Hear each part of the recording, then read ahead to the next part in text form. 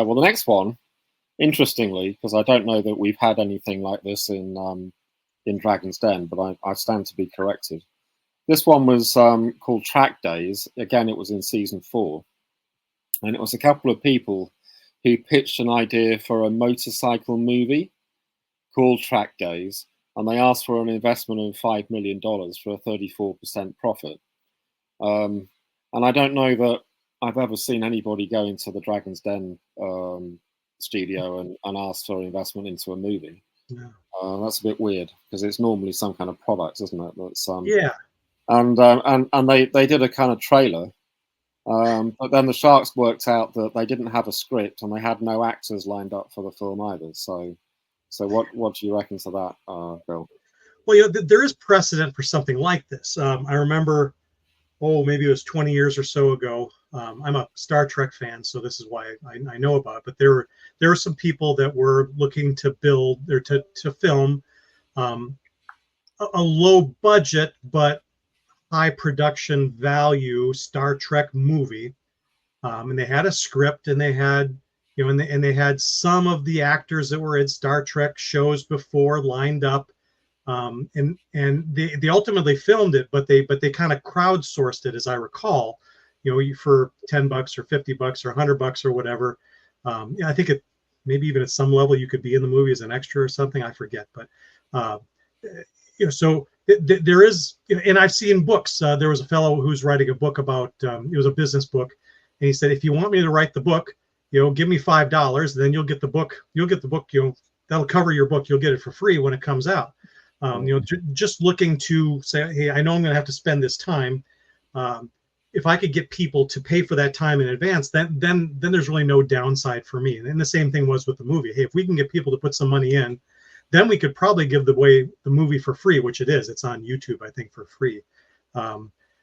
So there is precedent for this, but you don't go to a traditional sort of venture capitalist for that kind of money, especially when you've got nothing.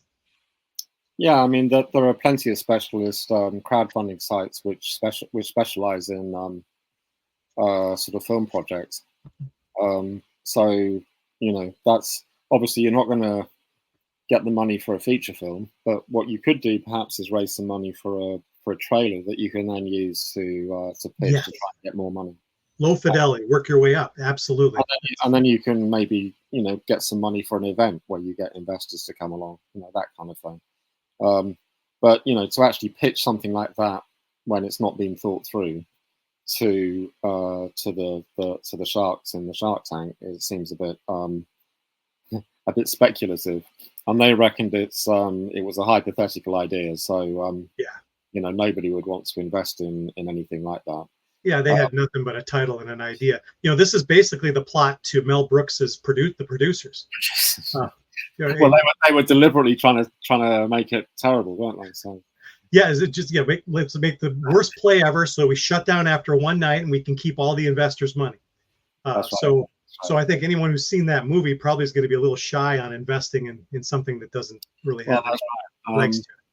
But at this point, maybe I've just remembered there's a guy I know called Joe Queenan, who's a famous film critic in New York who writes for things like The Guardian and various American magazines and newspapers. And he deliberately set out to make a movie on his credit card about 25 years ago, and then wrote a book about the experience. Because there was a guy, I can't remember his name, something like Sergio Romero or something. He made the world's most profitable movie. I think it cost him $8,000. He was this Mexican guy who shot this Western for $8,000, and it made millions at the box office. And he, Joe Queenan is always somebody who likes trying things out. So he got all his neighbors and things to be in this movie, and then wrote about the experience. So I recommend that if anybody's interested in checking that out. Yeah, the movie The Blair Witch Project was very similar. Super low budget, made gads of money because it looked homemade, and because that actually, because it was a horror movie, it made it more legitimate. I know it's a bit of a sidetrack, but that was a genius viral marketing campaign before before social media, really, because it was 25 years ago. Yeah. And everybody thought it was real, Mm-hmm. and nobody could really quite work out what Blair Witch was. So Yeah.